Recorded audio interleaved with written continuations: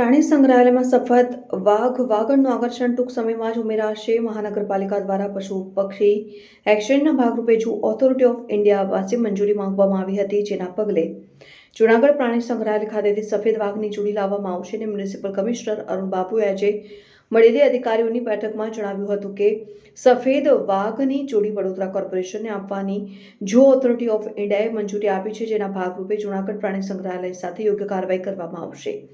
વડોદરા પ્રાણી સંગ્રહાલયમાં છેલ્લા 3 વર્ષમાં પ્રવાસીઓ માટે વધુ આકર્ષણ મળે તેને ધ્યાનમાં રાખીને પ્રાણી અને પક્ષીઓ એક્સચેન્જ પ્રોગ્રામમાં લેવામાં આવ્યા હતા, જેમાં સિંહના 2 બચ્ચા લેવામાં આવ્યા છે. તેમાં એક બચ્ચાનું બીમારીથી મોત થયું હતું. આ ઉપરાંત સયાજી બાગમાં ન્યૂ માઇનોર એક્વેરિયમ પણ તૈયાર કરવામાં આવશે. પ્રાણી સંગ્રહાલયના ક્યુરેટર ડોક્ટર પ્રત્યુષ પાટણકરના જણાવ્યા અનુસાર હાલમાં વડોદરા પ્રાણી સંગ્રહાલય પાસે 4 નોર્મલ વાઘ અને 1 સિંહ છે.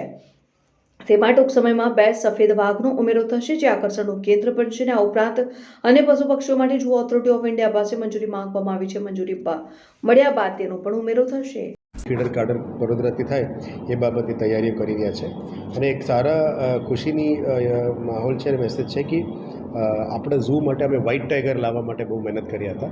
ટૂંક સમયમાં રમાટીબાગ ઝૂમાં વ્હાઇટ ટાઈગર પણ આવવાના છે. આજે અમે CNZની મંજૂરી મળી ગઈ છે, એટલે નવું એક આકર્ષણ મળશે પબ્લિક માટે.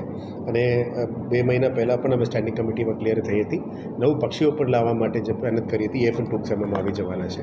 અને ફ્યુચરમાં કમાટીબાગની અંદર જે રીતનું અમદાવાદમાં નવું એક્વેરિયમ બની છે, આ રીતનું એક માઇનર એક્વેરિયમ પણ અમે કરવાનું નક્કી કરી રહ્યા છીએ, જેથી કરીને વડોદરાવાસીઓને પણ આવા એક એક્વેરિયમ જોવા મળે, જેથી કરીને બાળકો લઈ જઈ શકે, નિહાળી શકે.